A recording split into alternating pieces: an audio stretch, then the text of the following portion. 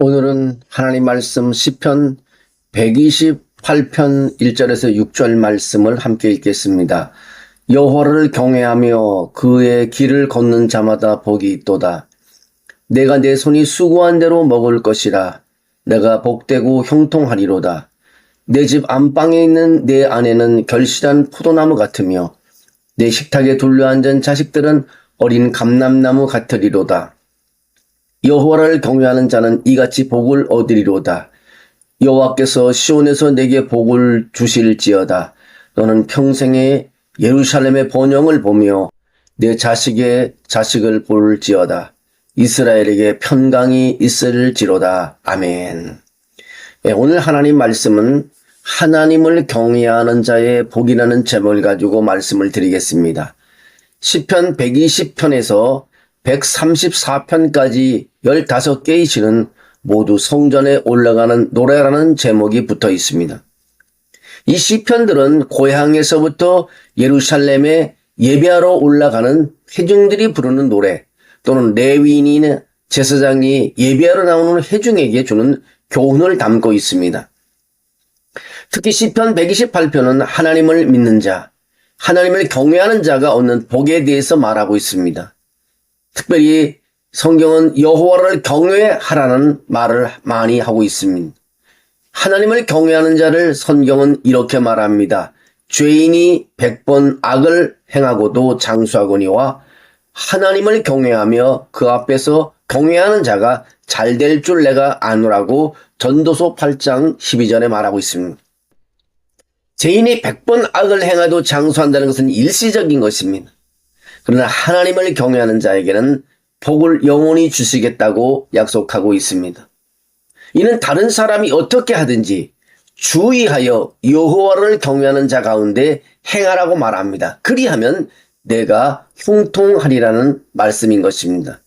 여호와를 경외하는 것은요, 모든 죄와 불법을 회개하고 모든 악에서 떠나는 것을 말하고 있습니다. 또는 하나님께서 당신의 마음에 있는 모든 것을 보신다는 것을 알고 있는 모든 형태의 고민을 피하고 진정한 겸손으로 행하는 것입니다. 또 하나는 마음을 다하고 목숨을 다하고 뜻을 다하고 힘을 다하여 그분을 사랑하라는 것입니다. 여호와를 경외하는 것은 모든 일을 성실하고 정직한 마음으로 행하는 것입니다. 여호와를 경외하는 것은 그분을 섬기고 그분의 목소리를 순종하며 그분의 계명을 거역하지 않는 것입니다. 오늘 시편의 첫머에서 시인은 과연 누가 복 있는 자인가를 두 가지로 설명해 주고 있습니다. 그 하나가 여호와를 경외하는 자가 복 있는 자라고 말하고 있습니다. 경외란 구약의 성도들이 항상 기대했던 그들 인생의 최고의 목표인 것입니다. 그들은 여호와를 늘 생각하며 무엇이 여호와 하나님께 유익한 것인가, 하나님의 백성으로 어떻게 사는 것이 하나님께 영광이 되는가를 기대하며 염두에 두었던 것입니다. 그러므로 하나님이 관심 두고 계신 것에 자신도 관심을 두고 하나님의 이름이 더럽혀지지 않도록 최선을 다했던 것입니다. 그들은 자신들의 관심을 하나님께 둘 때에 하나님도 자신들에게 관심을 가실 것이라고 믿었던 것입니다. 또 하나는 그의 길을 걷는 자를 말하고 있습니다. 오늘 누가 복받을 자인가? 여호와를 경외하는 자가 복받고, 또 하나는 그의 길을 걷는 자가 복받는다고 말하고 있습니다. 그의 길이란 여호와의 길을 말합니다. 여호와께서 명령하셨고 지시한 길로 가는 것입니다. 시편 1편을 보면 하나님의 율법을 즐거워하며 묵상하고 그것을 삶으로 완성하도록 애쓰는 인생, 결국 하나님이 인정하는 그런 삶을 사는 것이 여호와의 길이라고 말하고 있습니다. 앞에 여호와를 경외하는 것은 하나님의 관계를 의미하지만 뒤에 길을 걷는 것은 땅에서 세상 사람들 사이에 사는 존재를 설명하고 있습니다. 따라서 위로 여호와를 경외하며 아래로 하나님이 기뻐하시는 그 길을 걷는 자는 복된 자일 수밖에 없다는 것입니다. 오늘 다시 말씀드린다면 하나님을 경외하고 그 길을 걷는 자에게 주시는 복이 뭡니까? 오늘 2절에 그렇게 말하면 하나님이 주시는 복을 6가지로 말하고 있습니다. 오늘 우리가 기대하고 얻기를 소망하는 복이 바로 6가지인 것입니다. 그 하나가, 그 첫째가 노동하는 대로 먹는 복인 것입니다. 내가 내 손이 수고한 대로 먹을 것이라고 2절에 말하고 있습니다. 이는 얼핏 생각하면 지극히 당연한 것이 아닌가 여길 것입니다. 그러나 이스라엘의 역사를 살펴본다면 자신이 일하고 노동한 만큼 자신이 다 얻은 것이 아니었습니다. 아무리 애써서 파종하고 물을 주어 기르고 추수한다 해도 농사 지은 작물을 쉽게 손에 넣지 못했습니다. 기근이 왔습니다. 대적 원수들이 빼앗아가고 있습니다. 메뚜기 때가 왔습니다. 많은 해충이 날아와 작물을 해쳐버렸습니다. 호세아 예언자는 말하기를 그렇게 말하고 있습니다. 저희가 바람을 심고 강풍을 거둘 것이라. 심은 것이 줄기가 없으며 이상은 열매를 맺지 못할 것이며 혹시 맺을지라도 이방 사람이 삼키리라고 말했습니다. 당시 이스라엘은 우상의 바람을 심었고 아수르의 강풍을 만나게 된 바 있습니다.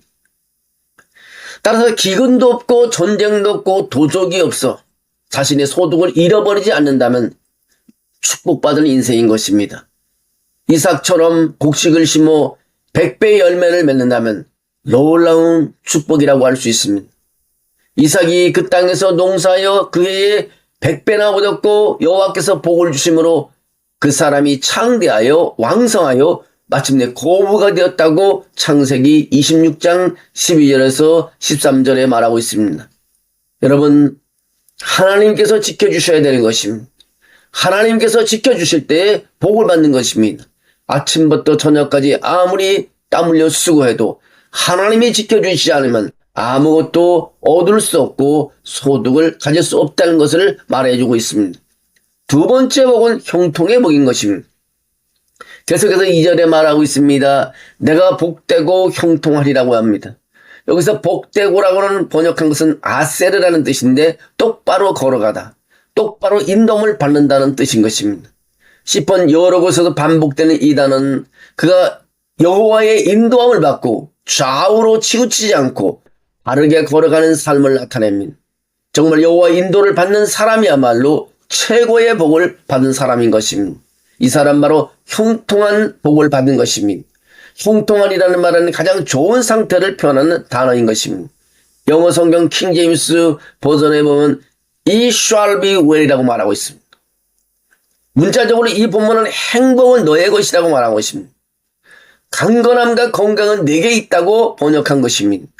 건강이나 인간관계, 가족관계, 신앙적인 측면에서 최고의 정점에 놓인 상태를 말합니다. 이처럼 여호와를 경외하는 자에게 이런 축복이 임하는 것입니다. 세 번째로는 아내의 복을 말하고 있습니다. 3절에 말합니다. 내 집 안방에 있는 내 아내는 결실한 포도나무 같으며라고 말합니다. 유대 지역에는 과거나 지금이나 포도나무를 집 주변에 많이 심어 놓았습니다. 야생으로 자라는 포도나무도 있지만 집주인의 정성과 돌봄으로 잘 자라는 포도나무는 많은 열실을 보게 됩니다.